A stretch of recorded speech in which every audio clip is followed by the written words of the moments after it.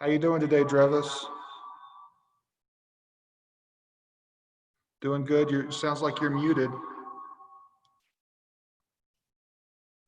Sorry about that. I am well, thank you. I have 3 large dogs, so when they get barking, I'm like, so I'll probably keep myself muted most of the time. No problem. So is that the tree outside your window at home? I wish it was my current view, but Oh, that's our little camper up in the mountains when we go camping. oh, that's sweet. That's wonderful. All right. Well, are we going to have a full group today or no? I think we will. I'm going to change speaker setup here shortly, so we don't have this feedback during the meeting. But Shelley indicated we should have a full pull today. Oh, good, good.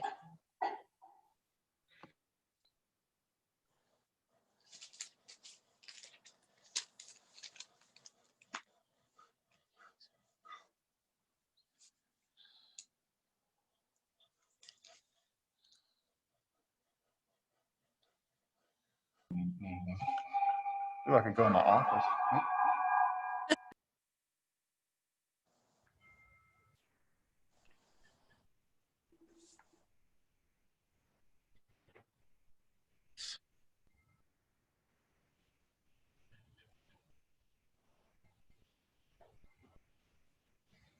Hi, guys. Hi. Hello.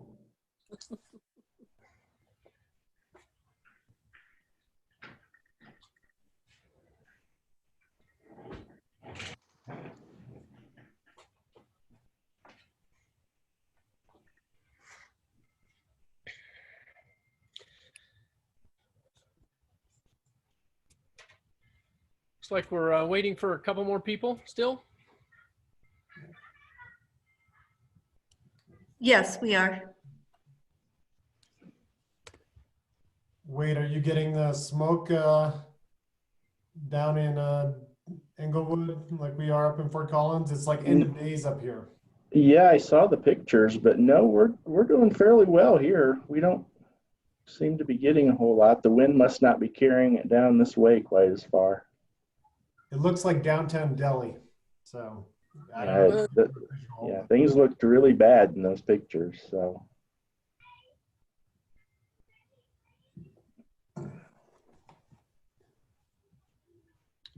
And Wade, you're prepared to share our presentation as well too? yep, Awesome. yep. Great. I'll share the screen once we get to that. Awesome.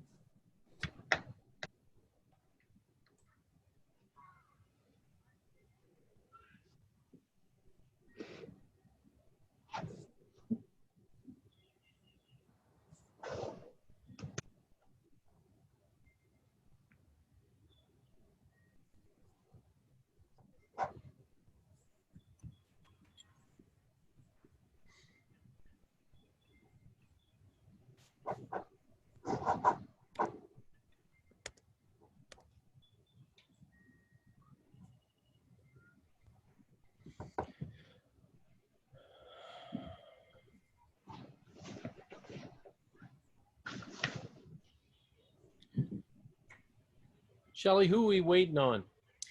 We are waiting on Amy, Judy, and Steve. Here's Steve.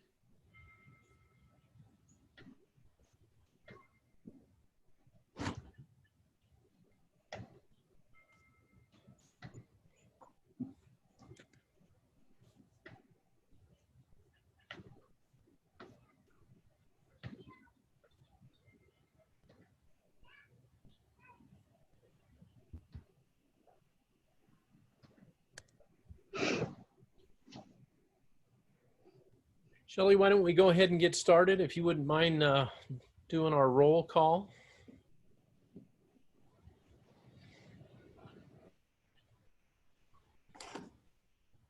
Hey, Nathan. Hey, everybody. Hey, it works. Yep, sure does. Okay, I'll go ahead and get started with the roll. Andrea Mannion, Here. Amy Gallegos, Dylan Rye, Brad Nixon, Here? Travis Ridley, Here. Judith Dunlop, Jason White, Nathan Hoag, Here. Steve Paul,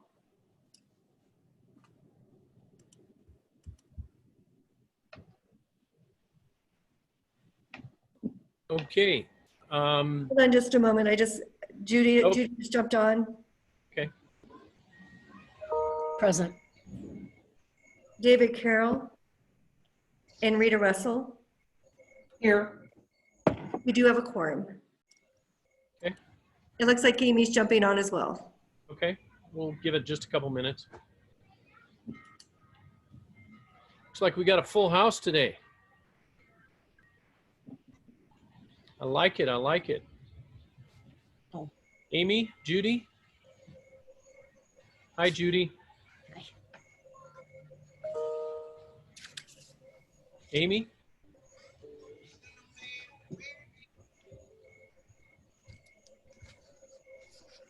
Okay, well, why don't we go ahead and get started.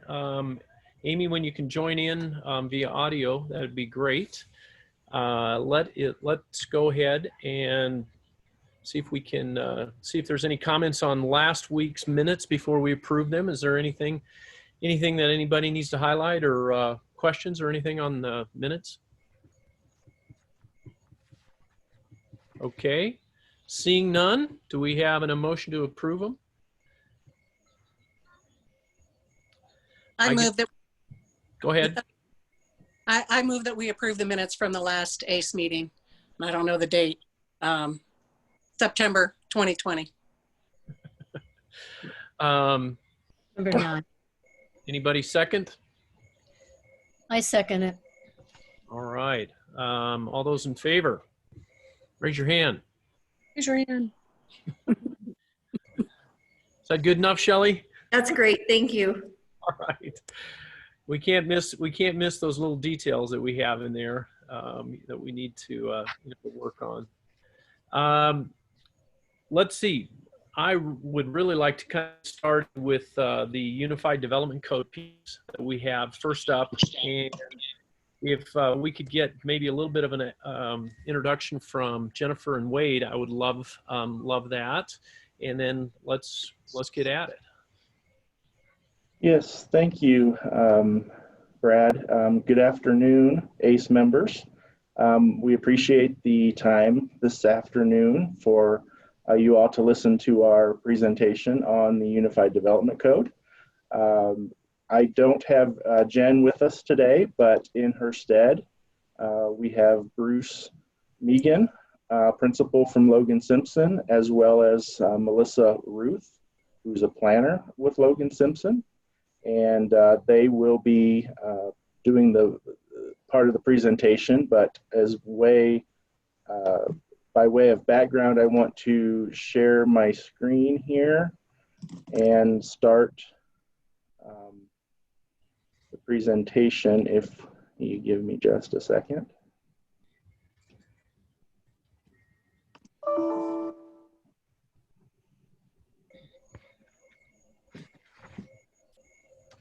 Trusting you all can see that okay. So what I want to do is give a brief project overview. We're going to do a little bit of an exercise with you all, and then we're going to talk about the next steps in this project. The primary goal of the project is to ensure that Englewood's core policy documents, such as the comprehensive plan, the walk and wheel plan, transportation plans, those sorts of documents, and the land use regulations are meshed together. They're congruent with the community goals and values for sustainable Englewood into the future. So what really is the Unified Development Code? The Unified Development Code incorporates all of the city's development regulations. So it's also referred to as the zoning code, if that term rings a bell a little bit better than Unified Development Code. So The example I like to always use is if you've ever built a garage on your property or anything like that, or a new home in Englewood, that document's going to tell you how high the structure can be, how large the structure can be, what the setbacks for the structure will be. So a garage is it's a project that citizens can do in the community, but it also dictates things like new multifamily construction, new shopping center construction. So it goes from small projects to large projects and provides those regulations that the builders must abide by. Not only does it do that, it talks about landscaping requirements in the community for those commercial and really residential structures. We have parking regulations. So if you want to, open up a new office building, you have to have one space per 300 square feet of gross floor area. So those are the types of regulations that are found within the Unified Development Code. And that development code was last comprehensively updated in 2004. So we've had throughout that time from 2004 to today, we've had obviously amendments. You all will be familiar with the short-term rental code, the accessory dwelling unit code. Those codes were updated within the last 2 years and added to this Unified Development Code. So we've had updates, but we haven't had a holistic look at this document to make sure that the document really is providing that correlation to what the community is wanting to see happen, and that it corresponds with the community's comprehensive plan that was adopted in late 2016. So that's the project in a nutshell. That's what the Unified Development Code is in a nutshell. So we are, with Logan Simpson's help, reviewing the document and the core policy documents to find where those need to meet up and align a little bit more. Throughout September and October, we have listened to the community's goals and values, and we've heard a lot about things that are working in the code, things that aren't working with the code, and some concepts that aren't in the code that we might need to look at as we move forward as well. We'll get into a little bit more detail as to the things we've heard so far. You are one of the boards and commissions of the city that we are doing this process with as well. Obviously, we've met with City Council and Planning and Zoning Commission. We've met with the Historic Preservation Commission, the Transportation Advisory Committee, and tonight we're also meeting with the Board of Adjustment and Appeals. So wrapping up the process, it will be providing recommendations to ensure that the Unified Development Code reflects Englewood's vision for the future. Those recommendations will be provided to the Planning and Zoning Commission and City Council probably in January of 2021. It's important to note that there is no rewriting of the code going on right now. This is simply an outreach and listening session that we're doing with the community to hear those things that I mentioned, what's working, what's not, what do we want to see different, and that sort of thing. And those are going to be used to formulate these recommendations to go into the rewrite of the code, which will start in the first quarter of next year. So with that, if I can turn it over to Bruce or Melissa, and they can talk through the next few slides, and I'll jump in where appropriate. Awesome. Wade, can you try to go to full screen? So, because I can see your next slide. So that's, and if you can, it's okay. It looks good, but.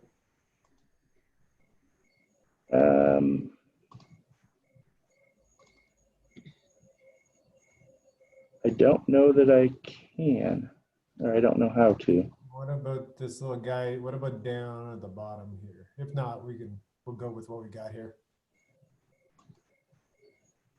As long as everyone can see it. The words are pretty big, right? So, yeah, no, it's not liking it. All right, can everyone can see that though? Fine. Yes. Nods. All right, we're good. So just you'll just know what's coming next. So that's always good, right? So code is you have the comprehensive plan, but comprehensive plan's guidance, and code is how you implement. So it needs to tear off of our community values. That being said, rubber meets the road when code is enacted, and therefore, it definitely does matter. So we're trying to make sure that when we move forward here, we really understand the comprehensive plan and other documents really talk about neighborhood character and the fact that Englewood has a series of neighborhoods, all varying different degrees. Some more oriented towards development and redevelopment, and other ones are just great neighborhoods that we want to preserve and protect. That being said, though, that code's got to reflect that, and that makes it a little bit challenging, and so is one of the goals of this assessment. Also, parking's an interesting one, and we can talk about that in a few minutes. Is parking is one where when you don't have a lot of parking, promotes walkability. When you don't have a lot of parking, a lot of business owners say, wait, how do I access a business? So that's something that we will also want to look at. Other outcomes we want to look at is sustainability. And sustainability is something that's huge. It's a very all-encompassing term. But how do you actually integrate that into a code in a practical way? And what elements of sustainability are we really trying to target? And lastly, and I think this is one people have heard the most of, is providing a range of housing so that you can have all generations living in Englewood. But how do you do that in a sensitive way? Because housing just doesn't mean housing, it means a house or a place or a unit to live in. What does that look like? And we want to make sure that we look at that in relationship to code. All right, we can keep on going here, Wade. Yeah, awesome. All right, so public involvement, you're part of the public involvement, boards and commissions, but public involvement is going pretty great. One of the reasons is the passionate Englewood community, and they are passionate, and you should be. Great public involvement so far. We just started, and these numbers are off the charts. With online questionnaire is surpassing 700 slowly as we move forward. Telephone town hall, one of the first, was interesting.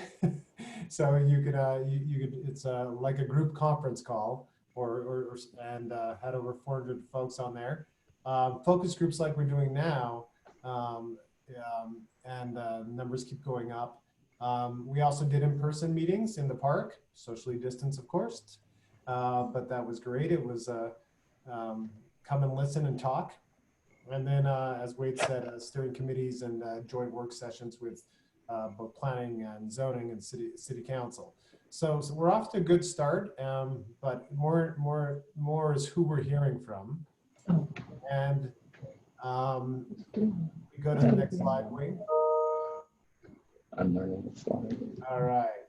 So if we go to the next one, it's important to know who we're hearing from. And I think that's why boards and commissions definitely has a role. If you check out this chart, it's our residents that we're hearing from. So it's when you look left and right of what's happening around you, those are the people that are most likely to speak up. And I'm looking out my window here. I can tell you that my neighbor's looking out their window too. And it's always what's happening around you. How do we preserve our neighborhood quality, and so on. But also definitely for citizens, it's about the city as a whole. So lots of ideas along those components. So we definitely want looking to hear from other people, especially in the business community as well. All right. So we can keep on going here. And then a little bit of what we heard. I don't think this is going to be a surprise to anyone, but I'm going to ask you for your input in just a few minutes and just 2 slides. We're going to put up some slides and I'm going to ask you to tell us what your perception about the code is and maybe things that you'd like to see. And that's going to be our exercise that we'll do. So starting off with what we've heard, it's not surprising there's a little bit of 2 views in Englewood always, and I wouldn't normally always characterize it that way, but with the code, it seems to come around to 50% are familiar with the code, but also sort of a split response on a lot of things. And that could be a split response on, you know, do we want larger buildings and so on. And it depends which neighborhood you live in, but some yes, some say no. That also is akin to, or, you know, related to growth. You know, does that mean more growth with the neighborhood? Sustainability initiatives, it's always the question about how far and what's the cost, what's the ramifications of adding sustainability. And clearly housing type, depending where you are, what your background is, where you've lived before, what you're used to, there's always a question about what housing types does the code promote or dissuade. And then oftentimes a lot of people responding to code are reacting to what they see versus maybe what's in the code. So when we do our exercise, you don't necessarily have to know code, but it would be more of what are you seeing around, what do you like and what don't you like? And it's our job to look and see, is the code promoting the good things and dissuading the negative things? How is it helping to get you where you want to go? Also, definitely in terms of even whether you've done an application through the city with code, it's also anything you've heard or perceptions, including how businesses or business development view the code itself. All right, just some more specifics here. What we've heard so far, and you saw that input, and the good thing about what we're hearing so far is a lot of reinforcement about, you know, several things. One of them is the always favorite subject of accessory dwelling units. That's that ADU. So that's the, you know, the garage behind your house and so on. Do you want to allow that or don't allow it? In some ways it kind of fits in, right? You have a smaller unit behind you, but it's also another car, another family, those types of things. So there's different opinions, but many think that that's a way to allow for lots of flexibility. Parking. We talked about parking a little bit already, and that idea of 50%, you know, maybe different views on parking. A lot of people view that it should be contextual. So different areas where we're promoting walkability, maybe a little bit less walkability, maybe in some neighborhoods where they don't want too many cars. Maybe that's appropriate place for less parking, but then in other places where you want that ease of parking, some people feel like it's onerous to find a parking space. So parking can absorb a lot of these discussions, but it's definitely something that we're willing to tackle on this. Walkability and sustainability. Again, we just talked about parking. Walkability also relates directly to it. It's how we it's our sidewalk requirements, our development requirements. How do we sort of move in the direction we said we want to move to, away from the car and towards other modes? The code is where, again, the rubber meets the road on that. Home occupation is always another great topic, especially since we're all at home working. But it's what are we allowing in terms of businesses within homes? And then, you know, obviously another component of that, which isn't exactly that title, is how many people can live in a home, and that component of home occupancy. Lastly, and I'm glad it's the last one, it's probably the biggest one, is dimensional standards. It's how big something should be. And, you know, for some, it's depending, again, I use that line depending on where you've lived. But dimensional standards is everything from how far a building is set back, how high a building is, to things to deal with block plane, of how does that building angle back, or where are the taller buildings located on a site. And those are all part of those discussions, and you know, lots of opinions on that. So on that note, this was kind of a teaser for you because this is your chance to input. And we're gonna just do a simple exercise, and we won't keep you too long. But our exercise is, I'm gonna, sorry about, you know, the one rule, don't read off a PowerPoint. I'm gonna read off the PowerPoint, or I'm gonna make sure that you read it. And then I'm gonna ask, maybe Brad, you can help call out people, but make sure that everyone speaks and provides input to any of these questions you feel like you'd like to answer. So it's your chance that you can answer and spend 1 hour speaking, or you can spend 30 seconds speaking. So this is your meeting, but we'd love to know what's working well, and it could be what you've heard or what your own experience is. And also, of course, the easier subject, what's not working well. People have an easier time with that one. And then if you've heard anything about the application process, you know, like, oh gosh, you know, this didn't work, or that was onerous, or boy, it was great, and why, that would be great. Are there any things that you think that just need to be tweaked in terms of design? And then lastly, is there anything missing, you know, things that you hope are in the code, and it doesn't mean you have to know the code back, you know, front to back, but you're hoping that are in there, and we can validate and make sure that they are. So on that note, we're gonna sort of go person to person, and we can maybe just, you know, let people jump in here, but I'm gonna have Brad as my watchdog, seeing that everyone speaks as well. So on that note, we can jump into the exercise, and we can probably go into the full screen mode, so we can all see each other and so on. So we can probably move off. Brad, do you want me to just do the last slide so you don't have to jump back? I can just do that, and then we can jump into the exercise, because there's one more slide. So we can, if you skip over to the next steps, that would be great. And then we can jump into the exercise. I just move forward two slides. Thanks. All right. Yeah, just after our exercise, where we go from here. This is a fairly tight project. It's really, you know, setting us up to make code changes. But first, we want to assess what we're changing.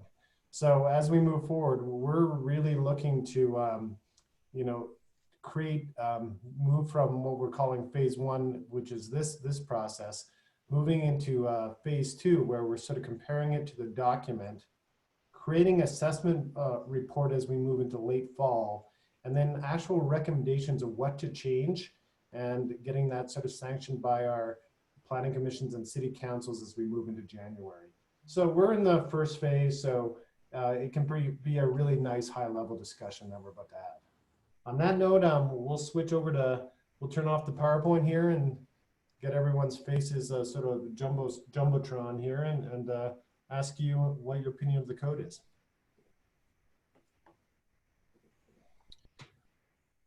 Well, that is I unmuted here. Yes, I am.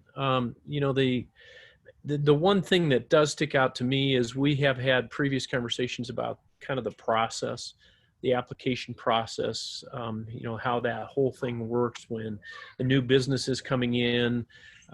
You know, it does apply to, you know, buildings. You know, tenant finishes at a minimum kind of thing, because there's always some of that when a new business kind of sets up shop within Englewood. That would be one of the things that I would like to highlight, is just to say, you know, after you get all the code and everything put together in a simple one place, I guess, and easy to digest, is there a process that goes along with it that allows an applicant, somebody that's filing anything that's related to the unified code, to be able to watch this process develop, you know, to be notified if there's something going on. Maybe even a place for electronic signatures to occur to facilitate anything that might take people away from having to do face-to-face. Not knowing how long all this is going to happen, I'm sure that most of this will be approved after the other side of any kind of virus. But nonetheless, I think that would sure strengthen the whole process and make it easier. That's a great one, Brad. So that's making sure that we start knowing that, we may go back to more normal, but we're never going to be exactly the same. And maybe this is a chance to innovate or do some innovation with the code through allowing people to streamline and maybe even do some innovative techniques with technology to sign off of things digitally and so on. Great point. Yeah, use this as an opportunity, right? As we are talking right now, this is, something we might not have done as easy as we did today. So I have a comment. Am I on? you are on. About 15 years ago, my husband and I looked into expanding our kitchen. I have the world's smallest kitchen, and I call it euphemistically a back porch. But I cook for, not just for my family, but for the most part for other people. And so a nice sized kitchen would have been helpful. When we called contractors, without exception, when we were getting bids, they all said the same thing, that Englewood was one of the hardest and worst codes to work with because of the constricting nature of what they allowed and what they didn't allow. And that they didn't recommend we take it on our own, that they work through them because they knew the system better on how to work with code and be compliant and make the process go much smoother.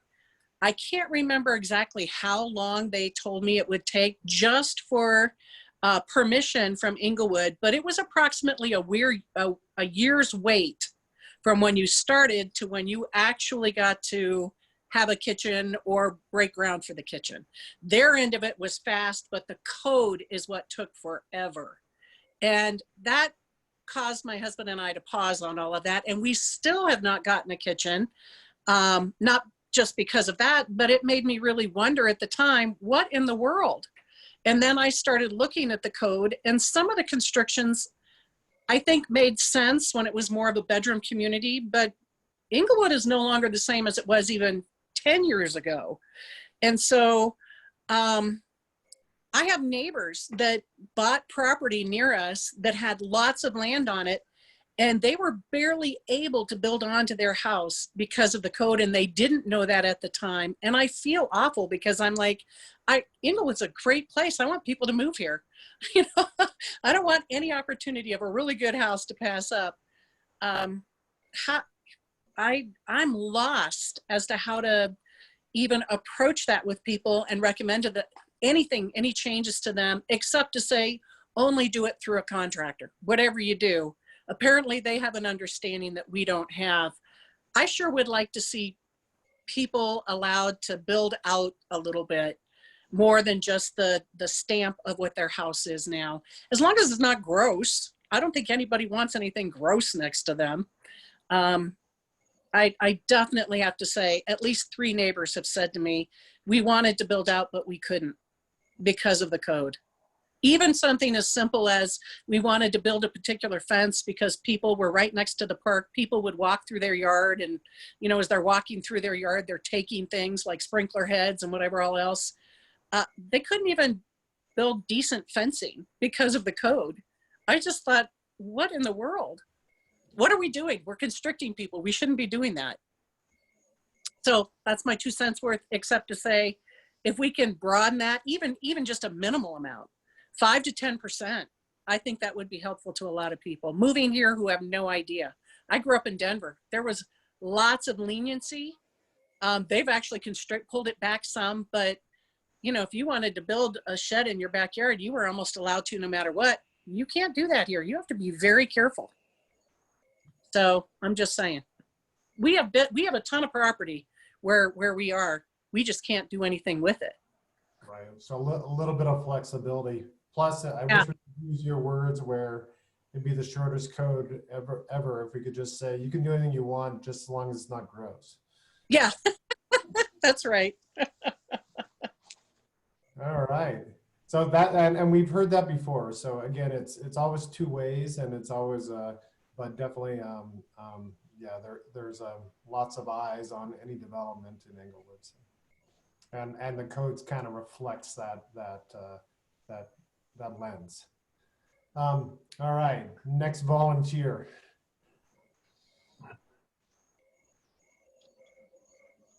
Steve, you almost look like you're ready to speak. You're muted though. That transparent, huh? As I'm listening to this, I'm looking at the zoning map on my other screen over here. I haven't gotten too much into it. I've looked into, for a couple of customers and for my own sake, I've looked into some things like sheds, adding additional structures in the back. And in a lot of cases, you can go up to 200 square feet without having to pull a permit. And that's pretty generous compared to some of the other cities, I think. Honestly, I'm really trying to get a feel of the whole neighborhood. I've lived here about a year and a half, and I've seen a lot of things approved, like some two-story structures on a very small lot that have, was a single family. Now it's a duplex. I feel like I could stick a lot of stuff on my house without even pulling a permit, like in the back, in terms of additional structures. So I feel like on the surface there's already a lot of flexibility, and I wonder. I guess I just wonder in general what the residents want, because there's a lot of people that have been here a long time. And we've seen a lot of different things happen on a lot of different properties. So to me, I don't have a strict opinion on it yet. I'm still kind of looking into what can be done and what can't be done. I think that 199 square foot structure is pretty lenient to be able to do that. I would also like to understand a little bit more about code enforcement, because we see a lot of junky, people collecting junk and letting it just stack up. And it really becomes unsightly and maybe a place for, wild animals to, make their homes. So I'd be wanting to look into that a little bit too. And Wade, did you want to speak a little bit to, difference on code enforcement and code, and, we're putting lots of stuff sort of into the parking lot. Sure, I can give a brief explanation. So we have different types of code enforcement. So as the type of enforcement you're talking about, junk or inoperable vehicles or trash, that part of the code is enforced by the police department. There's a code enforcement division in the police department that would handle those sorts of things, along with animal complaints and so forth. In community development, where I am, we take the lead on use violations. So if you're operating a business in the neighborhood, we're the people, the department that you would call for that. To add on to that, if you have a dilapidated garage or shed or fence or anything like that, that would fall under the property maintenance code, which lies within the building division. So there's a couple of different areas in the city where, depending on what it is, that's who you'll be talking with. So we can happily give out those various numbers. I know online there is links to what's called a Q alert system, where citizens and businesses can can report over the internet different types of violations, and that automatically gets routed to the proper department. So that is also an option for you if you have something you'd like to talk about further, and then we would be in touch with you that way. Just a comment also on the 200 square foot without a building permit. That is true. However, we would only permit a garage and one accessory dwelling not to exceed 1,000 square foot total.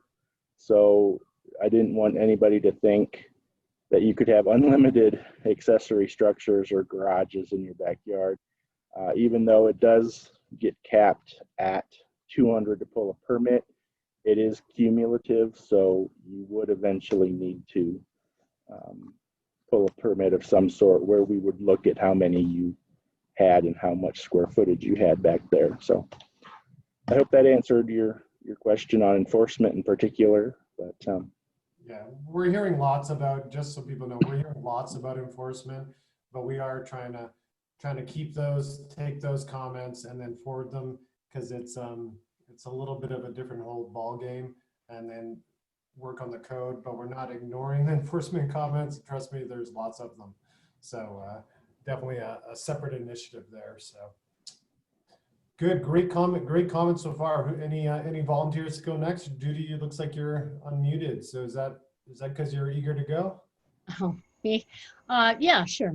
A couple things. One recently down the street, and been a problem area from police and code enforcement for quite some time.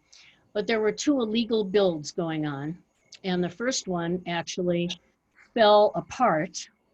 And I got in touch with the building department, and I hadn't taken any pictures. The second one, I did, and then they did a stop order on it.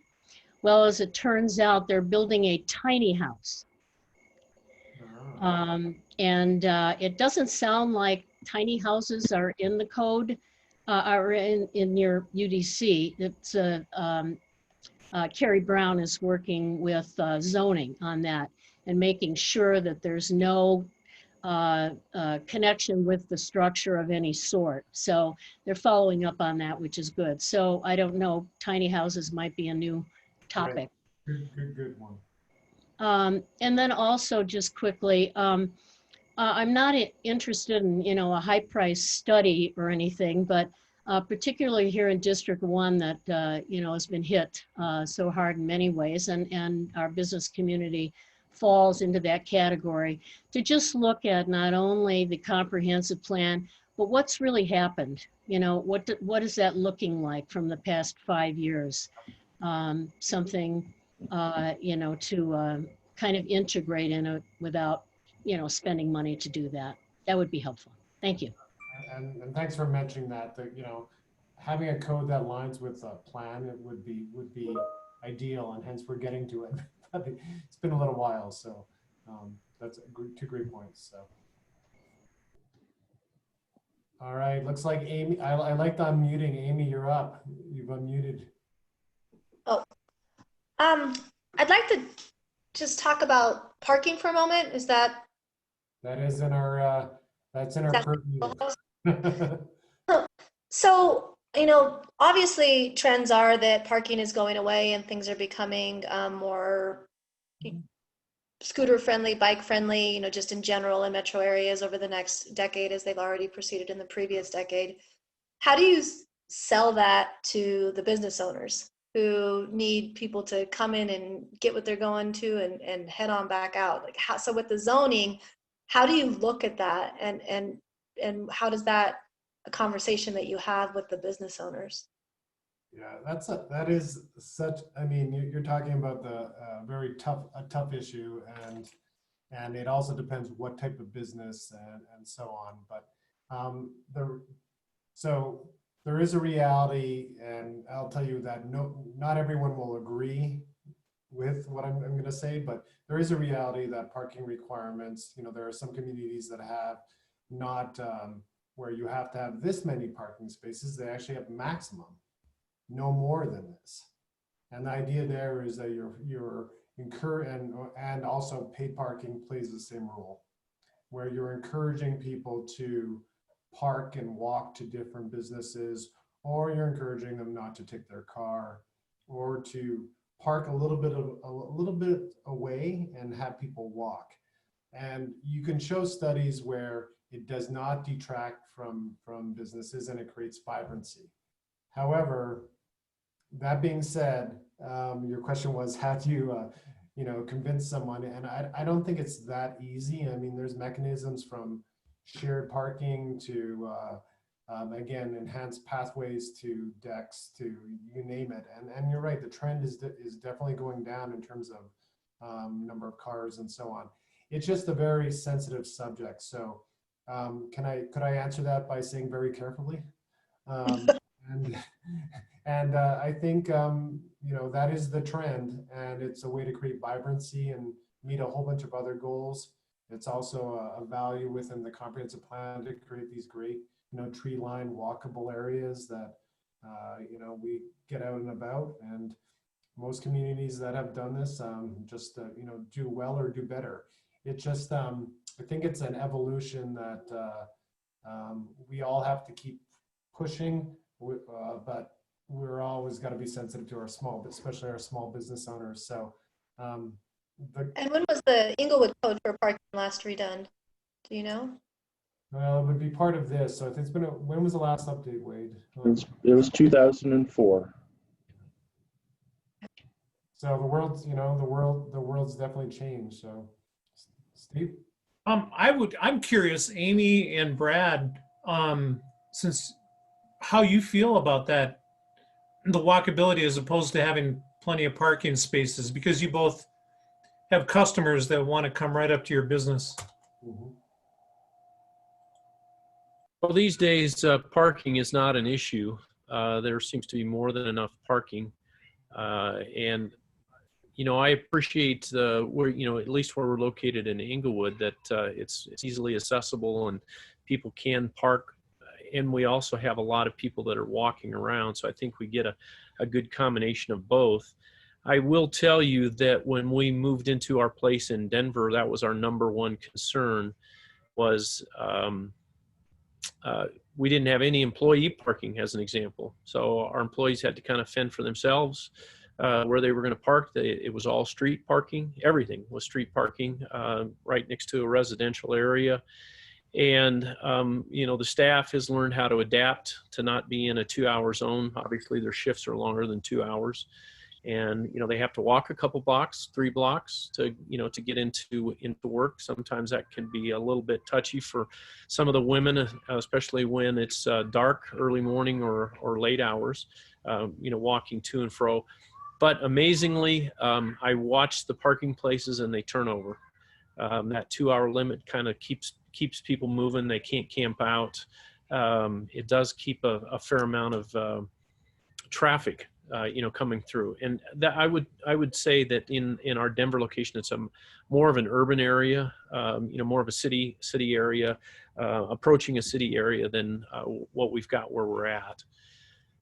It's got to be a touchy subject. I can see why you're answering the way that you are, Bruce. I guess Rita and others have some touchy business to do in the future when that comes up. But I don't know if I have any good counsel, Steve. Yeah. And just to sometimes we sort of got to think out of the box. That there are communities that have gone with no parking standards, so they've gone the exact opposite way. Again, the sky didn't fall, when they did that, and you would think it would, but again, it's this idea that especially on the private side and the public side, you've got street parking, you have the ability for both public and private partnerships to sort of offset those things. It just, when are we willing to do this? And then, as we go, in the next 10 years, you look at how much it's changed since 2004, how much is it going to change in the next 20 years, especially with, automation to cars knowing where the parking spots exist in the next 20 years. So you'll have one car, it will know what's open, what's closed, what's turned over. That exists now. but I can't afford those cars. but you know, things like BMW and so on have that, and you know, they're kind of in league with the parking, you know, components, the technology, but eventually, you know, you'll either most likely be transit, or your car will have some sort of intelligence on where the most closest parking is. It may evolve over time. We just got to evolve with it. So that's another squeamish answer, but there's lots of precedents for this. So we're not creating anything really new yet. All right, but that's a great question, and it's always a big discussion. So, all right. Andrea, you have any clients that have any maybe some pains that haven't been expressed? Not that I know of yet. I think everyone brought up good points already, especially you, Brad, with you know, just making sure the application process is less confusing and a little more streamlined for businesses, because we hear that a lot at ACE, like how confusing and difficult it is if a business wants to build out. And also we've heard too that a lot of people get conflicting information even from city staff. So I know, and it is because the code is very complicated and difficult, and so sometimes businesses get information from a city staff that they go on and then find out later that wasn't incorrect, and then they kind of have to start all over again. I've also kind of seen some of those issues at city council meetings with residents where, you know, city staff told them one thing, so they built the fence, and then they got in trouble afterwards and they had to go back and change, and it's more costs. And so that definitely tells me that the code is probably a little too complicated. So hopefully we can just streamline it, make it a little more business and resident friendly. From a personal experience, we live like 2 blocks north of like the Swedish emergency room. And so 1 block over is R2, and we've seen lots of huge, tall, multi-unit places going up right next to us. And one thing we're concerned about is just they use the entire lot for the place. And so there's like no green space. And also, you know, living next to it, I can tell you, we definitely have a lot more people parking in front of our house now. We have more people walking their dogs and using our yard. And so that's kind of been a little bit annoying, you know, because we have more car traffic, parking, and like no one has anywhere to take their dogs or anything because there's no green space on these big lots. So That's a great comment on that. And also, Andrea, thanks for, you know, the comment about, you know, and this is not about Englewood, but the code, you know, where you tend to look at a place where there's some confusion in council or with staff, and you're like, oh, what's wrong with them?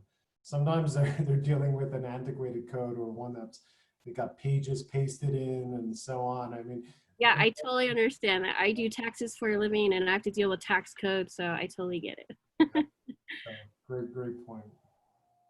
All right, someone who wants to go next? Who haven't we heard from? Nathan?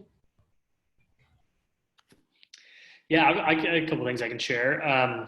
I'll share about just something that kind of an issue we've run into recently, and then something that was actually really great that happened recently that was small, but I think it was more pervasive. It could make a big impact. First thing is we've got a detached garage off of our alley, like most people in Englewood do, and we've been talking for a while now about eventually putting an apartment above that, building up above it, and then eventually doing, you know, some sort of a rental, you know, like a long-term, short-term, whatever the city would allow, just renting that out. And we've had a couple of contractors come out and take a look at it and give us some estimates and things. And one of the things that they keep running into is they keep comparing, and I don't really know enough about it to know exactly the particulars of this, so this may not be very helpful. But a lot of them do a lot of work in either Denver or in sort of the south suburbs, and Englewood is a unique city right in between those two. And apparently our code reflects that uniqueness. And so they've run into some challenges, maybe some of the ones that Drevis was talking about, with saying like, well, it's going to take us a long time to make sure that we have the certifications that we need and to make sure that we have everything in place so that we can follow Englewood code. Meanwhile, they're building the exact same apartment above people's garages in Denver and in, Highlands Ranch or Littleton or that kind of thing. So again, I don't know the particulars of that. I just know that I've heard that from a couple of contractors now. And maybe they're just buying themselves more time. I have no clue.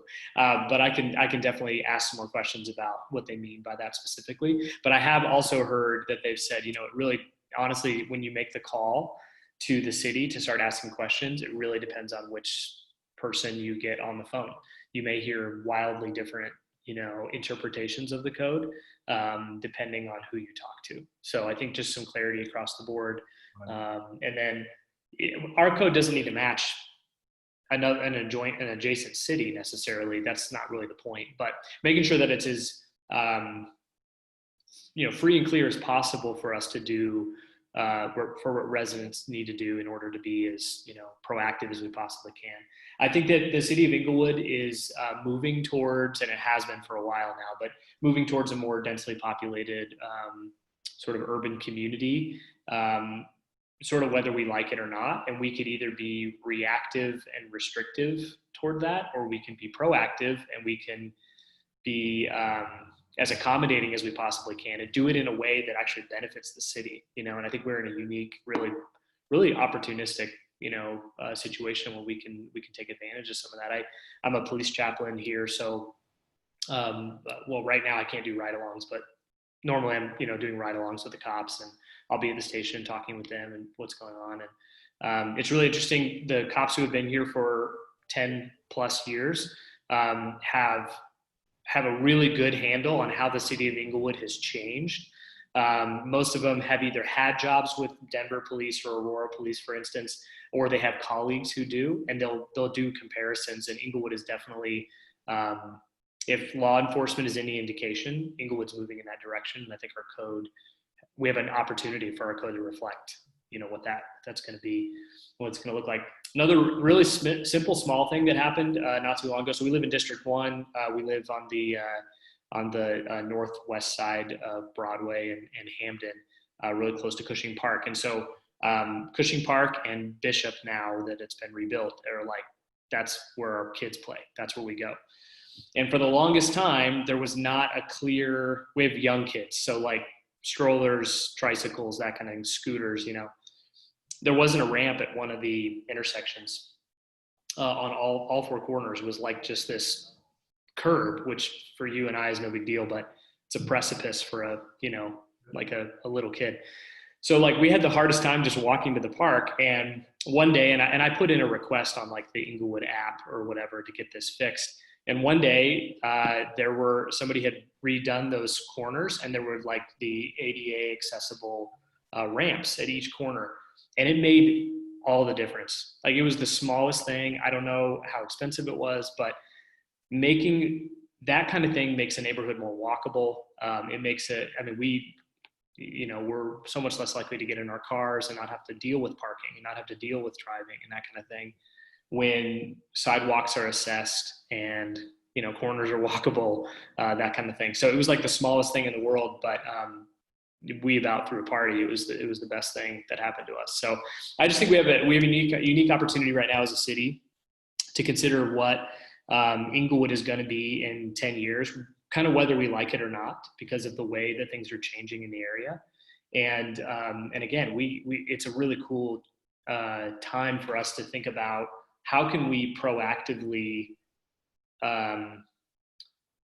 move Englewood in a particular direction and sort of guide that process rather than just reacting 10 years from now and trying to walk back a bunch of things. So anyway, I don't know how helpful that is, but those are some. No, that was extremely helpful, and that idea that if you don't have a modern code to use as your sort of your litmus test for things, you're kind of putting yourself behind the curve here, and hence the getting different opinions and so on. And I like that example you said about comfort, walkability, and it gets back to parking, business development. Fix a couple things and people are apt to walk. Couple barriers and suddenly people drive. and you question why people drive, like, you look anywhere, people will drive one block for a reason, while in another area they'll walk, like, I won't use the word, Disney World, but New York or whatever, you'll walk, you look up and you've walked 50 miles, why? Or even parts of Denver, you'll tend to walk. So Yeah, that's absolutely true. I mean, we factor in all the time. We now live, we live within blocks of grocery store, our kids' school, parks, work. I work a block away. So it is now, because getting all the kids in the car and buckling them in and driving out and finding parking, it's actually harder to drive to the grocery store, even in like inclement weather, than it is to just suck it up and walk there. And that, I think, is very true, especially for the north end of town. I don't know if that's true everywhere, but again, I think thinking through that and just saying, we actually solve, I think, a lot of problems by just making sure that we have good crosswalks, good sidewalks, good lights, that kind of thing, that make it safe and frankly just easier to walk. Awesome. Steve, it looks like you're going to jump in here. Yeah. Yeah, a couple of quick points I'd like to touch on that I really think are relevant. First of all, Nathan, on the proactiveness of the building department and the building codes and zoning codes. I've been contracting in the Denver metro area for 30 years. Got various Class A and Class B licenses that I've held over the years. And I've seen, for example, the city of Aurora and the city of Centennial become very homeowner friendly when they used to not be. There was always this contention. So they've taken some of the simple projects that you might want to do, like that fence or the garage or the deck addition and those kinds of things. And they've made it easy for homeowners to get that done, because they want homeowners to have a successful project and not get stuck in the middle or trying to get by with something. And so I've seen some really good approaches there. I will, as I move forward in time, I'll start spending more time, probably with potential customers here in Englewood and so on, looking into the process and just, offer suggestions when I see them or something. I mean, it really has made a difference, I believe, in some of those other communities. And the second thing I wanted to come back to was when you brought up the tiny houses. I mean, there's definitely a trend right now with COVID and working remotely and working home for people to actually do a small building in their backyard, whether you want to call it a tiny house or just an additional structure, where they've set up a home office. And there's actually companies out there promoting that service right now. I know a couple people that have done that right in their backyard. They go from their house, it's 7:30 or 8 o'clock, I'm going to start work, and they go into their backyard, and it's literally that 10 by 15 home office right there. So I think we'll probably see more of that, not only tiny houses, but maybe a lot of them will be called, home office in the backyard. Just wanted to bring that up. Steve, it's not because you and your significant other can't work together in the same house, because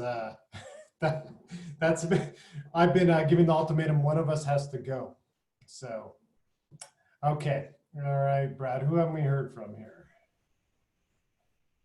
I do have a question, and I don't know whether this is for you or for Wade, but I'm curious, and notwithstanding your opening remarks in the slides that you gave, what outcomes are you hoping for? Yeah, no, that's fair. Wade and I can both jump in here, but in the end, I mean, this is we're trying to we're trying to align the code with people's vision, and vision encapsulated as best by your guiding documents, and then any input we can get now. So that is the ultimate outcome. The other outcomes are clearly, things like streamlining, modernization, predictability, and so on, to outcomes that you said, which I thought were great ones, of not focusing on the small stuff, but maybe focusing on the larger stuff that reaches our objectives. So it's all of the above with the code. But definitely, I think the word alignment would be a good one. That I'm kind of hearing, is to make sure everything lines up here. Wade, you might have a different answer to this though. Well, I would agree with that. However, one thing I can add is the code is 300 or so pages long. So as we're going through this process, hearing from you all and the community as to, you know, some of the things, it helps tailor some of the things that we need to pay more attention to when we go into the rewriting process next year. So as Bruce mentioned a few slides ago, you know, we had what we've heard the most so far. You know, those are the areas that I think we're going to be spending a lot of additional time diving in deeper to the subject, looking at best practices, looking at other jurisdictions, how they do things in the immediate area of the metro. So all of these comments help us sort of focus in on areas of the code that need the more attention. You know, there are parts of the code such as telecommunication regulations. We've heard absolutely nothing about that in this process, but it is part of the code that we will be, you know, rewriting because there are new federal regulations and new technology that we need to, by federal law, incorporate into our code. So, you know, it helps us determine what in the community, what values and goals the community is holding at a higher standard, so we can focus more on those as we go forward. I had a question as well. How are you guys advertising to get opinions and responses? I know I saw your response numbers. I guess I'm just a little concerned because I know you have like 30,000 plus residents of Englewood. So I know you guys just started, but I was wondering how you're getting the word out because I don't think I've seen it too much. Sure. I mean, Wade can add in here, or Melissa, why don't you go ahead and since get you talking here, and you can jump in here. But and then I'll do a little follow up here on numbers. Sure. So we have been posting on the city's Facebook page events when we did the park events, and those were all posted in, I think we had 18 locations where we posted a series of 2 to 3 yard signs. So they were in, I think, every park in Englewood except for 3. And then we did the park events in each of those 5. So those were advertised for at least a week prior to them. And I believe those signs should still be up, the ones for the questionnaires, and just asking, is this what Englewood looks like? And then we'll be launching our second phase of engagement with another series of more mini questionnaires through the month of October. There were also flyers handed out at the movie in the park night a couple weeks ago. I've seen a couple flyers around town, like in Nixon's coffee house, there was a flyer hung up. And then it was advertised at the telephone town hall as well. That's where we got a good proportion of our online respondents. And then direct emails to the community development department email. I would also recommend Nextdoor because lots of people look at that in the community. That stuff was reposted on Nextdoor, but I'm not sure what the city's capacity or capability is to actually post on Nextdoor.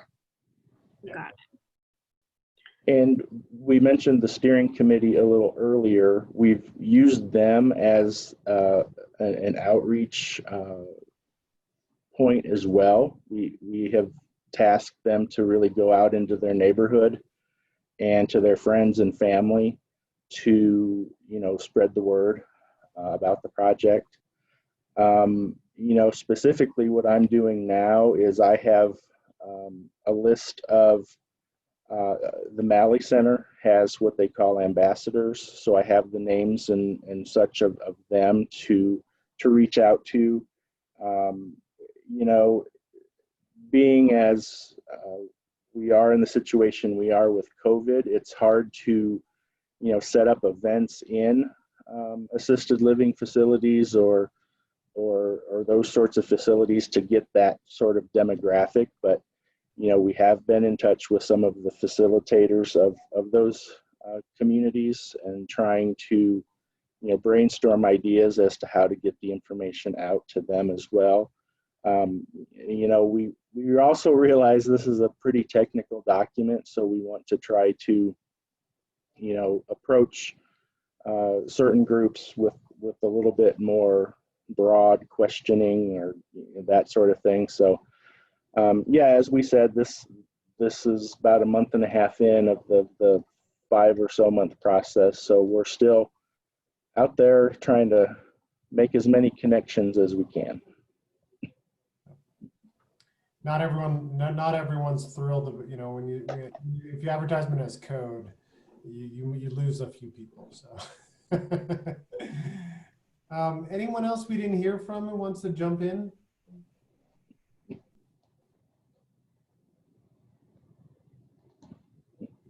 Okay, I'm taking that silence as we've heard from most people. Steve? Just a little levity here. I can tell you something that the Denver building department does at the Wellington Web building. They've got parking meters around that building, and the limit is 1 hour. And you cannot engage with the Denver building department in less than 1 hour and 5 minutes. And it's good for a $15 parking ticket every time. Ask any contractor. Brilliant. I think they have a full-time parking attendant that just walks around that building. Right? Well, I'd make fun of it, but it sounds like it's true. So there's a they need to put it exactly at 1 minute and whatever, so it's authentic. So and then, so appreciate that, Steve. Any other comments? And if not, you know where to get Wade, you know where he lives. So or if you know other folks that are interested in this, whether it's concerned about growth or development, it all gets tears down into eventually hits code to the ability to upgrade your kitchen, and upgrade some stuff that you should be able to do just as a property owner. So it relates to everything and how you feel about your city. So. And I'll just briefly say, turn it back around on you all. If you all know of anybody or any group that would like to have a chat like this, please do not hesitate to let me know. We're happy to set one of these Zoom meetings up or do a socially distanced small type gathering, or, you name it. We're open. So please let me know. We're at home, so we're available 24/7. One comment for you guys, if you're trying to maybe think through the promotion of a little bit more interaction with the community, I would venture to guess many people don't understand what the Unified Development Code is and why they should be concerned about it or why they should even have an opinion about it. So, I don't know if there's any, way to publicly comment on that or get some kind of notice out about that. Maybe this is one of those things that does have a little bit of levity and a little bit of fun spirit to get people to participate in something that can be rather dense and rather laborious. I could see why people, eyes glaze over if they go to a meeting about this whole thing. So maybe just to give them a little encouragement, hey, what would help you? I think, we've offered up a few ideas, but I'm sure that there's, dozens more ideas that are probably just waiting out there to be prospected. One thing I guess I always try to do is, especially in instances like this, is define the why really well before attacking the how. And, as I've been kind of pondering that when I've been listening to this whole thing, it might help people, at least as a preamble, for somebody that reads this document, maybe in the early on years, maybe not in year 16, but in the early on years, why the city is going about this and what goals that the Unified Development Code actually supports that council has already laid out. Nathan brings up walkability and being in the city. You know, I've heard that time and again. I mean, if that were part of the preamble up front that said, hey, these are some important things that we hold dear in the city and that we want to abide by going forth. And as we lay these things out, memorialize them, and make them easy to interact with, we want you to know that these are our values and we hold these in high regard, so that the community is livable, walkable, you know, a small community in a large city, you know, however you define that, I think would be helpful. And that'd probably go a long ways even in kind of promoting it a little bit, why people should be involved in the process. Yeah, that's a great way to end, Brad, but that's also, you're talking like a planner, so thank you. But I mean, that is great. And I think stressing the why is, the why, what, how, yeah, I think the why is obviously what should drive this process, so. Brad, can I speak? Speak, please. You haven't spoken. Well, I'm really trying to remain quiet for the most part because I am very passionate about this. And I appreciate the things that you just shared about define the why before attacking the how. And this whole process is seeming a little bit different to me than what I envision City Council to be looking at. And with that said, I have been under the impression that one thing we were going to look at is, do the citizens in this city really, is the comprehensive plan that really was done 5 years ago what the citizens really want? I'm not sure it is. And that's why I kind of want to make sure that Logan and Simpson is looking at what the citizens really want.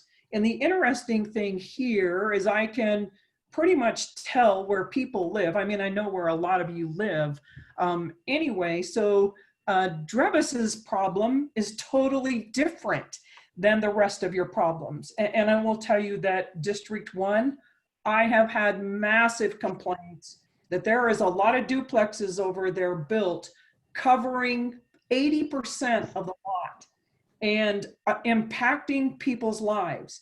And so I just want to find out, my goal in this, in voting for this, and I don't even remember now if I voted to move forward with it, because I really, you know what, the biggest thing I've heard on City Council from citizens is that they want the lot coverage, the height, and the bulk plane addressed. They don't care about any of the rest of it right now. That's what they want done.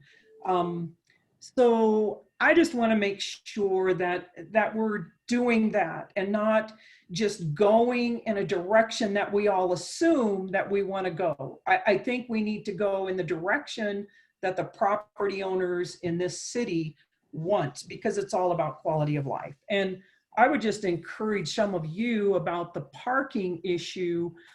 If you don't understand it, some Sunday night about 8 o'clock, take a ride into Denver, down Logan, down Downing, and look.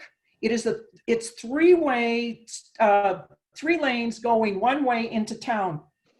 After hours, it's shut down to one lane and parking lines both sides of the street. It does make a difference. And the truth is, Amy never responded to what Steve asked her to respond about the parking, because I think, Amy, you probably really do need to share what you feel about the parking, because it will impact your business. And you're not the only business owner in Englewood that it's going to impact. And so I know that there are people on council that want walkability, but is that what the citizens want, or the businesses? So anyway, with that said, I'm trying to remain open, but I think Brad asked two great questions, and I appreciate that, Brad. Thank you. And I'll just add to that as a number one issue, just up front, is that bulk plane density size. It's That's coming out loud and clear, so everyone knows. So, Amy, did you want to add anything else on the parking discussion? You know, we heard sort of kind of both sides of it. So. I really find myself in the middle on this one. That's why I was also sitting back and listening. You know, my business is in an area where we lost a lot of parking from when my business opened to when it's currently there now. We lost the whole parking on the east side of my building, and it pushed a lot of my fellow business owners out. A lot of people that were in business when I started are not there anymore as a result of the loss of parking. Our parking lot is now completely overfilled at times with people.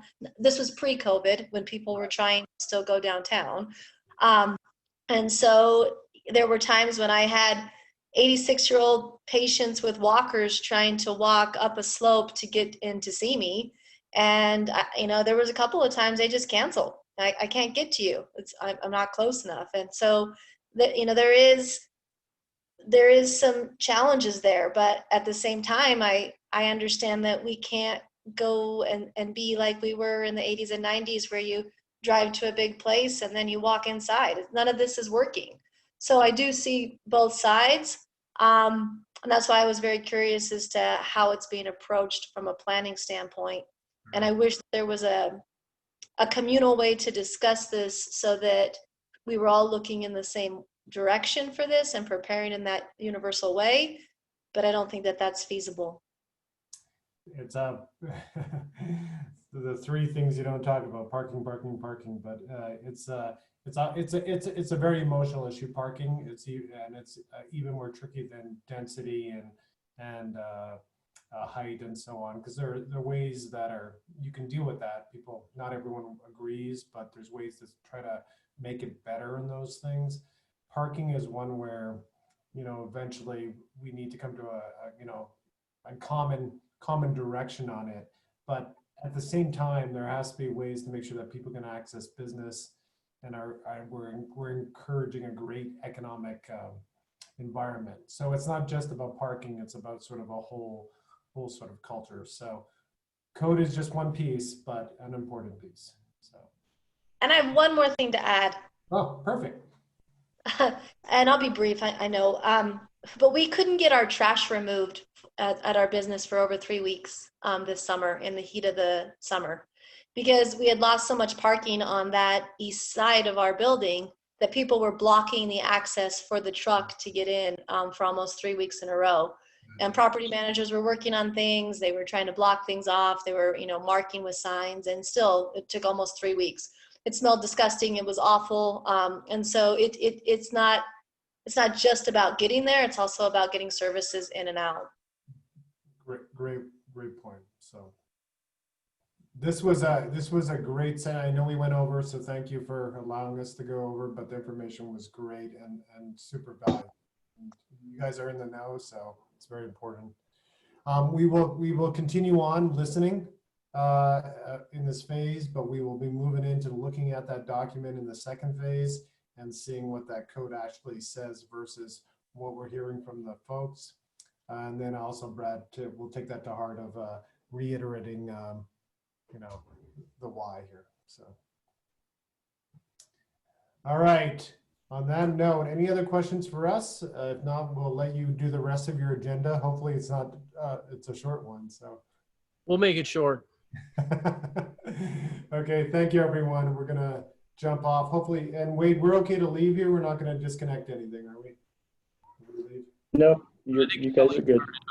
Okay, thank you, everyone. Wade, Bruce, Melissa, thank you very much for helping us understand this, and I hope that our comments were helpful for you guys.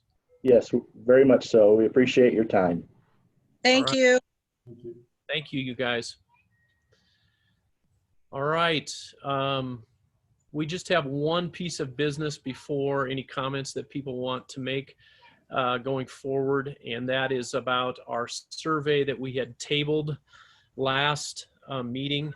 And Shelley, did you send out kind of any of these comments, or was it just tightly held between a couple of us? She must be off the hook. Darren, are you there? I am. I hope my microphone's working. It wasn't working before. Okay, we can. Go ahead. Well, I just wanted to ask if this Word document got out to anybody besides me with these 5 questions for the survey. I thought we sent this out to ACE. Are you able to see my screen here with the survey? Or is that working? Yeah, the top's cut off, but yes, it is working. So there are 5 questions in the survey. And in the ACE agenda, Brad, there are 3 or 4 bullet points about finalizing the survey and some next steps. I'm kind of hoping we can cover that. Yeah, so let me real briefly kind of hit on this. This was an item that came up 2 months ago in our session. I unfortunately was not there, so any of the basis, I think we'll have to rely on somebody else who was actually there. We had a good discussion, I think, last month, and then we picked it up as an action item to follow through and to come up with some questions. These are some of the questions that we seeded the survey with. There might be others that we might want to add to it, but I think what we really want to do is we really want to kind of assess, not in a fashion that would duplicate things that are already being done both at a federal, state level, or maybe even other city things, but really just kind of get a sense of how small businesses are feeling with what's going on. So you'll see that in some of the questions. It looks like your screen went away there, Darren. But you know, the first one was, do you expect to survive over the next 6 to 9 months? You know, simple yes or no questions. You know, if you do expect that you will not survive, I guess it's worded negatively here. Rank in order of importance what your business needs to survive. So to give people the opportunity to be able to pick out what things that they feel like would be the most impactful to help them kind of make the turn, be able to make it through all this over the next number of months. And, you know, just as a way for us to, you know, continue to get more is to give them a free form area to comment in. Ask then beyond that, can we follow up with you? And I'm not suggesting that it would be just an ACE thing that we would follow up on, but it would actually be something that maybe other city officials, you know, maybe in community development could actually, you know, follow up on to see if there's anything that might be able to be done. And then, you know, I guess the other one is, are these duplicate? I don't think these are duplicate questions here. I wrote these, so they better not be. Let's see, can we refer your contact information to others who might be able to help you? So that was in reference to like the city or SBA. And then number 5 is, you know, would you like to speak with somebody in the Alliance for Commerce? So anyway, all that said, you guys can probably read those if Darren has those up on the screen now. I wanted to get a little feedback. Are you guys comfortable with sending this out? Are there additional questions we want to ask? And do you trust a member of ACE to actually do the legwork and send it out to a list of small businesses in Englewood? So those 3 questions. I have a question, Brad. So this will be like on a Survey Monkey, and so rank in order by importance. They'll only be able to select one of the bullet points? No, they rank them 1 to 6. And how do they do that? These just have bullet points, and maybe I don't have the 1 through 5. So just a Word document, but when we put it is a Word document. Okay. Put it into Survey Monkey, it would be just to rank their importance. Right. And primarily on the number 3, it was a little unclear to me, so I wanted to ask the question when it says, please include any comments that may help us better understand. Do you want to get information regarding their answers from above, or do you want to hear more about their story? Well, it's probably both and. Okay.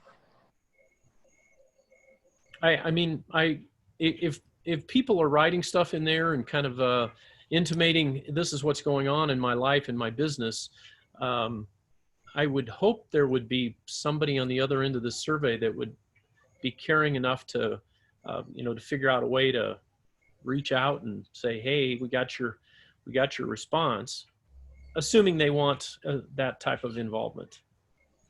Yeah, I just wasn't sure, how much information you wanted in there, but I think it looks great. And yes, you said putting one person kind of in charge of this survey from ACE.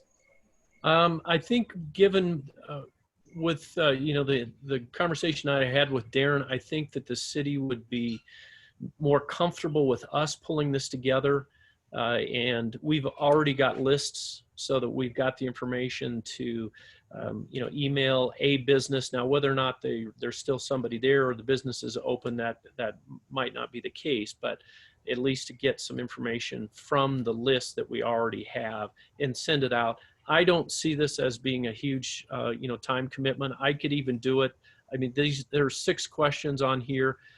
So, it's probably 15 minutes worth in SurveyMonkey and another 5 or 10 minutes loading the data into it, and it's done. So, it's a 30, 45 minute activity. Great, thank you. Brad? Yes. On number 3, if you're wanting to try to, just a quick suggestion, maybe you put comments / experience / information. I like that. Comments, information, what else? Experience. That way, if there's something real personal that they might feel more inclined to share. Great suggestion. Other thoughts? So we would like to, because this is going out representing ACE, suggested that this should probably be an FYI to council. So I'll do a quick cover memo with summarizing the fact that ACE would be developing and sending out this survey with the example questions below, and see if there's any comments or anything, we forward those back to ACE. But just giving council a heads up as to what this survey is and some of the methodology, and the methodology being that ACE will manage this data. That's very important that it's being managed by ACE. And the survey, ACE members are also encouraged to send the survey out to your network as well. So if the individual ACE members have a network of folks that you work with in Englewood, feel free to share this with your network of folks. So, and if you're able to see the screen and I need to scroll up or down, please let me know to review the five questions. But it's a pretty tidy survey. Brad, could I ask a question? So Darren, is it possible that we could, if you're cover letter to City Council, that you could also ask City Council if they perhaps have someone they want ACE to include in this list? Absolutely. If there are any businesses that they should reach out to, 100%. I could certainly include that in the memo. Thank you.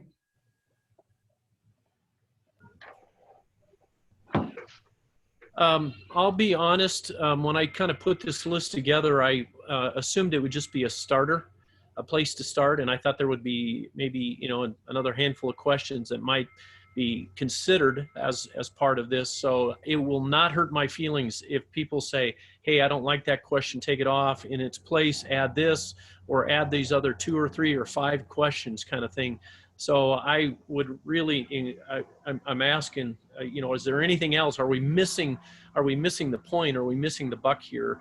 The spot we want to hit with all this? Brad, I just want to reiterate what I said in the email response to your questions. I really like it. I think it's short enough. It asks some of the right questions. I think it demonstrates to Englewood businesses that we care, and it offers ideas and support suggestions that they might not have thought of, and at the same time, we might gain some useful information that can lead to some action. It might make a difference for someone. So I'm not a believer in having 10 or 15 questions. I really think as quickly as you got this done, you did a great job. Well, thank you. Okay. If the survey is a go from ACE's standpoint, I would ask the chair if there would be a recommendation on the board to have a motion to support this by sending an FYI to council, and then before you go live, get the blessing of the group by motioning to support this before it is sent out, please. And that particular portion of this, Darren, can we do that via email? No, sir. Unless we call a special meeting of ACE to do that, we ran into some potential ex parte communication with some of the previous interactions on ACE with this survey. So any action to embrace this should take place in a public forum, such as an ACE meeting or a special ACE meeting. And Shelley would tell us how to schedule a special ACE meeting if we needed to. But if there was a motion to support this at any time under an official ACE meeting, then it would be appropriate to launch. Okay, so just to clarify, we're looking for a go, no go today with everybody who's here, and then get it all put together, one final approval from council before it gets launched, right? Okay, Steve, you look like you might motion that. I'll motion that we move forward to council with this with our survey idea and moving forward with the entire survey. Second. Thank you, Travis. Yeah. Okay, all those in favor? Raise it. Hi, dog. Shelley, did you get that? Or Darren? I did. I got it. Yeah. Okay. So Darren, if you could help me with, I guess, some of the formal side of that, you know, whatever, coordinate with Rita, you know, to help us with council.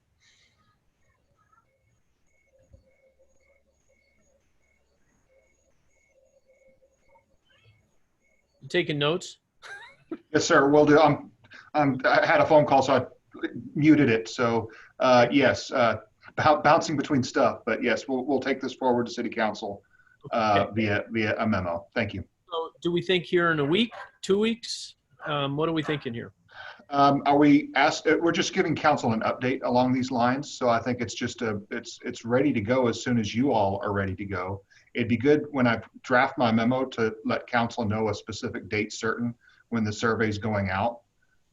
So if you have a date in your back pocket to launch the survey, that would be good to know. But if it seems to me like this memo is just an update to City Council with here's the questions. If they have any feedback for ACE, feel free to reach back out through either liaison, council liaison, or staff, or we'd be happy to get their feedback. Okay. Receive their feedback. Unless there's another Survey Monkey guru expert in the crowd, I certainly will do this.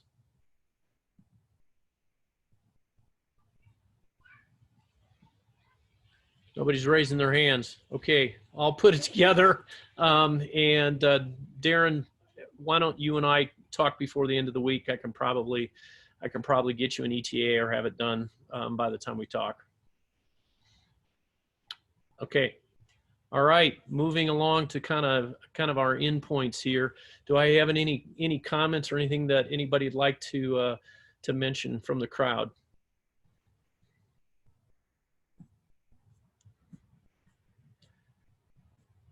Rita, I'm going to pick on you. Do you have anything? I did make a motion, I think it's been about a week and a half ago, to end the state of emergency and City Council to go back. That's been voted down. So we still have no idea when we'll be going back to City Hall. The other thing is, if this gets ready, Darren, is it possible that it could come forward to City Council by Monday? I mean, I suppose Does the packet have to be ready today, right? Or what's your deadline for the packet? Tomorrow? I haven't done an informational memo to council in a little while. I understand it's going to go out in a Friday update to city council. So it'll be just very, very brief that there's an ACE is taking action on this to move forward with a survey of the business community, and would attach the draft survey. And if council has any feedback, questions, or otherwise, feel free to reach out to staff. I'm happy to do that. So whenever you do that, I will definitely bring it up. So I appreciate that. Thank you, ma'am. That's all I have. Okay, anyone else? I do have one matter for the good of the order. The ACE November meeting is on November 11th, which is a recognized federal and city holiday. And what would be ACE's pleasure as far as how to handle that date and that meeting? My suggestion would be to move it up a day or back a day. So to potentially, go ahead, Amy, you were going to say something? Oh, I just wanted to say definitely not on the 4th. Please.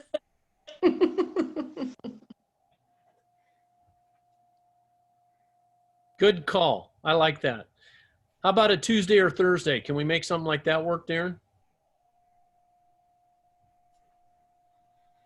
Yes, if you have a date certain, that would be ideal. But if it's picking between the two and leave that to staff to see which, so it doesn't conflict with other meetings, we're happy to do that as well.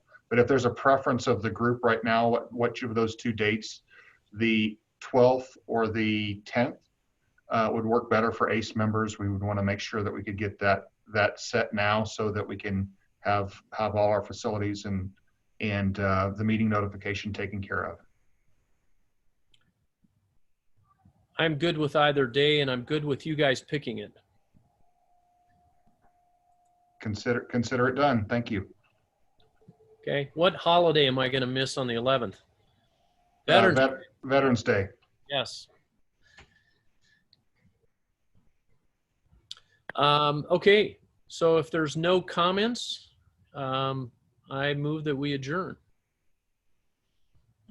Second. All right. Well, you don't have to do that, but I'm just.